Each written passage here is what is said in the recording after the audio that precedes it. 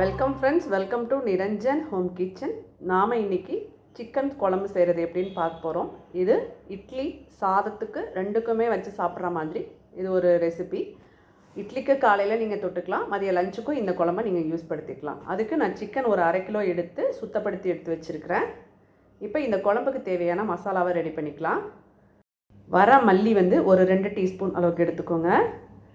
மிளகாய் வெத்தல் ஒரு 5 மிளகாய் வெத்தல், 1 டீஸ்பூன் அளவுக்கு நடுக்கடலை பருப்பு. இதை வெறும் கடாயில் நீங்கள் வறுத்து எடுத்துக்கோங்க.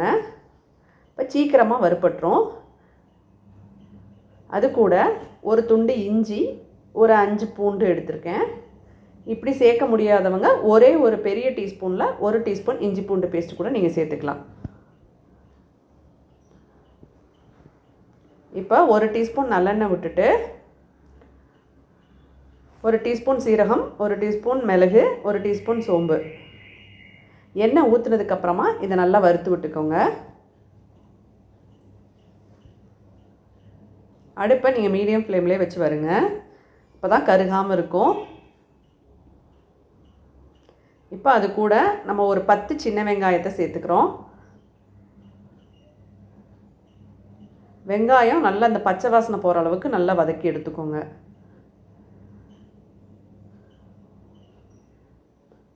இப்போ ஒரு துண்டு பட்டை, ஒரு 5 கிராம்பு.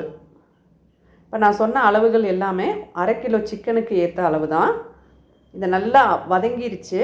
இப்போ நம்ம தேங்காயை சேர்த்துட்டு அடுப்பை ஆஃப் பண்ணிடலாம். அந்த சூட்லேயே இந்த தேங்காய் நல்லா வதங்கி வந்துடும். தேங்காய் துருவல் நீங்கள் ஒரு 1/2 கிலோ சிக்கனுக்கு ஒரு 5 டீஸ்பூன் அளவுக்கு தேங்காய் துருவல் எடுத்துக்கோங்க. தேங்காய் உங்கள் விருப்பப்படி நீங்கள் கூட குறைய சேர்த்துக்கலாம். இப்போ நல்லா ஆற வச்சு அரைச்சி எடுத்துக்க போகிறோம். இப்போ நம்ம அதுக்குள்ளே சிக்கனை ஒரு குக்கரில் போட்டு அது கூட 1/2 டீஸ்பூன் மஞ்சத்தூள், 1/4 டீஸ்பூன் கரம் மசாலா, ஒரு 1/2 டீஸ்பூன் மிளகாய்த்தூள், தனி மிளகாய்த்தூள், ஒரு 1/2 டீஸ்பூன் கொத்தமல்லி தூள். இது இந்த சிக்கனுக்கு மட்டும் நல்லா இந்த கோட்டிங் ஆகிறதுக்காக நான் இந்த அளவுக்கு கொஞ்சமாக சேர்த்துருக்கேன். நம்ம ஏற்கனவே மிளகா மல்லியெல்லாம் சேர்த்து வதக்கி அரைச்சிருக்கோம். இது நான் டேஸ்ட்டுக்காக இந்த மாதிரி சேர்த்துருக்குறேன். கொஞ்சமாக மிளகாய்த்தூள் மல்லித்தூள்லாம் கொஞ்சம் கொஞ்சம் சேர்த்து நல்லா வதக்கி விடும்போது நல்ல அதனுடைய காரம்லாம் நல்லா அந்த சிக்கனில் இறங்கியிருக்கும். அதுக்காக நான் கொஞ்சமாக சேர்த்துருக்கேன். அது கூட புதினாவும் சின்ன வெங்காயமும் சேர்த்து அதையும் இதோட சேர்த்து வதக்கிக்கிற போகிறேன். அந்த பச்சை வாசனை போகிற அளவுக்கு சிக்கனை நல்லா வதக்கி விட்டுட்டேன். இப்போ நம்ம அரைச்சி வச்சுருக்க மசாலாவை சேர்த்துக்கலாம். அதையும் நம்ம சேர்த்து நல்லா கலந்து விட்டுக்கலாம்.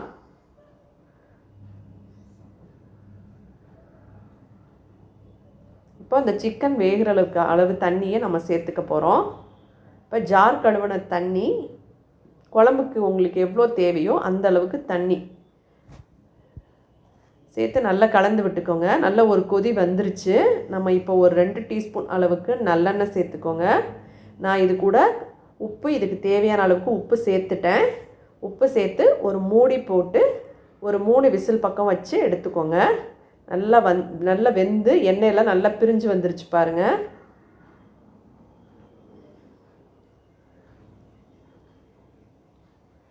இப்போ இந்த குழம்பு நல்லா தாளிச்சிக்கலாம். அதே பேனில் நல்லெண்ணெய் விட்டுட்டு ஒரு 1/2 டீஸ்பூன் சோம்பு, ஒரு பிரிஞ்சி இலை, ஒரு 2 கல்பாசிப்பூ, ஒரு துண்டு பட்டை, அது கூட கொஞ்சம் புதினா போட்டு நல்லா வதக்கி விட்டுட்டு இதிலோட குழம்ப சேர்த்துக்கலாம். நல்லா வாசமாக இருக்கும். நல்ல ஒரு கொதி வந்துருச்சு. சிக்கன் குழம்பு ரெடி ஆயிடுச்சு. இது சாதம், இட்லி ரெண்டுக்குமே வச்சு சாப்பிடும்போது ரொம்ப சூப்பராக இருக்கும். கண்டிப்பாக செஞ்சு பாருங்கள்.